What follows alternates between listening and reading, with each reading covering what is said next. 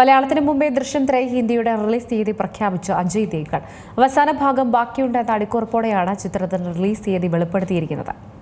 മലയാള സിനിമയിൽ വൻ വിജയമായി മാറിയ ക്രൈം ത്രില്ലർ പരമ്പരയാണ് മോഹൻലാൽ നായകനായ ദൃശ്യം ഫ്രാഞ്ചൈസി. പ്രത്യേകിച്ചും മറ്റു ഭാഷകളിലെ റീമേക്കുകളിലൂടെ ഗ്ലോബൽ പ്രശസ്തി ചിത്രം നേടി.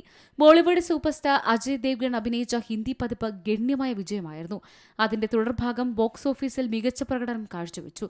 ഇപ്പോഴത്തെ ദൃശ്യം ഫ്രാഞ്ചൈസിയുടെ ഹിന്ദിയിലെ 3-ാം ഭാഗം റിലീസ് തീയതി ഔദ്യോഗികമായി പ്രഖ്യാപിച്ചു. 2026 ഒക്ടോബർ 2-ന് ദൃശ്യം 3 തിയേറ്ററുകളിലെത്തും. ഒറിജിനൽ നിർമ്മാതാക്കളുടെ അനുമതിയില്ലാതെ ഹിന്ദി ടീമിന് അവരുടെ സിനിമയുടെ ഉള്ളടക്കത്തെക്കുറിച്ച് ഒരു പ്രഖ്യാപനവും നടത്താൻ കഴിയില്ലെന്നിരിക്കെയാണ് പുതിയ പ്രഖ്യാപനം. അഭിഷേക് പഥക്കാണ് സംവിധാനം. അലോക് ജെയിനും അജിത് അന്ധാരയും ചേർന്നാണ് നിർമ്മാണം. തബു, ശ്രേയസ് ശരൺ, രജത് കപൂർ, ഇഷിത ദത്ത എന്നിവരാണ് മറ്റ് അഭിനേതാക്കൾ. മോഹൻലാൽ നായകനായ ആശീർവാദ് സിനിമാസ് നിർമ്മിച്ച ജിത്തു ജോസഫ് സംവിധാനം ചെയ്ത ദൃശ്യം 3യുടെ റിലീസ് തീയതി നിലവിൽ പ്രഖ്യാപിച്ചിട്ടില്ല.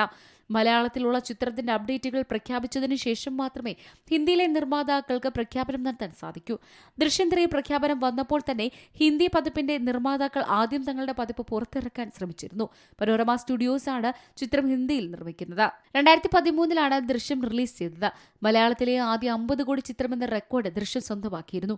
2021-ൽ ദൃശ്യത്തിന്റെ 2-ാം ഭാഗം എത്തി. കോവിഡ് പ്രതിസന്ധിയെ തുടർന്ന് OTT പ്ലാറ്റ്ഫോമിലൂടെയാണ് ദൃശ്യം 2 റിലീസ് ചെയ്തത്. Entertainment desk, C Malayalam news.